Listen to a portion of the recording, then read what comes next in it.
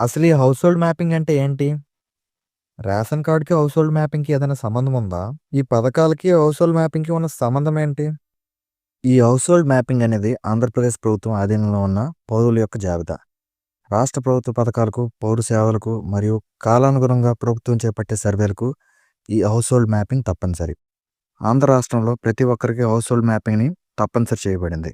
ఆంధ్ర రాష్ట్రం స్థిర నివాసి అయితే వారు హౌస్ హోల్డ్ మ్యాపింగ్ లేకుండా ఎటువంటి డిజిటల్ సేవలు పొందడానికి వీలు పడదు. రేషన్ కార్డుకి, హౌస్ హోల్డ్ మ్యాపింగ్‌కి సంబంధం ఏంటి? ఇంట్లో ఉన్న సభ్యులు కుటుంబ వారీగా రేషన్ కార్డులు తయారు చేసుకుంటారు. అంటే ఉదాహరణకు ఒక కుటుంబంలో తల్లి, తండ్రి, ఇద్దరు కొడుకులతో నలుగురు సభ్యులు ఉంటే ఆ నలుగురు కూడా ఒక రేషన్ కార్డు అనేది చేసుకుంటారు. అదేవిధంగా మ్యాపింగ్ కూడా వాళ్ళందరికీ కలిపి ఉంటది.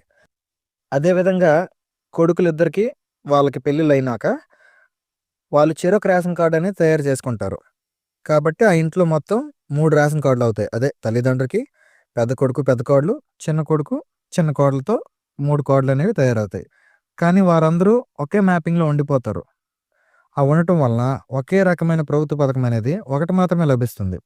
అదే వారికి అవకాశం ఉన్నప్పుడు తమ భార్యలతో కలిసి వేరువేరుగా రేషన్ కార్డ్ ఎలా చేసుకున్నారో మ్యాపింగ్ కూడా అదే విధంగా వేరు చేసుకొని వాళ్ళ డేటా అనేది సెపరేట్‌గా ఉంచుకుంటే వాళ్ళకి కూడా 3 పథకాలనేవి 3 కార్డులు ఉండడం వల్ల 3 మ్యాపింగ్‌లు ఉండడం వల్ల వచ్చే అవకాశం ఉంటుంది.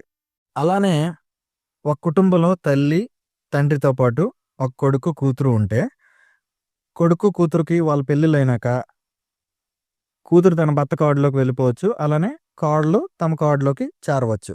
సో, ఈ విధంగా రేషన్ కార్డ్ అనేది మార్పించుకోవచ్చని అందరికీ ఐడియా ఉంటది.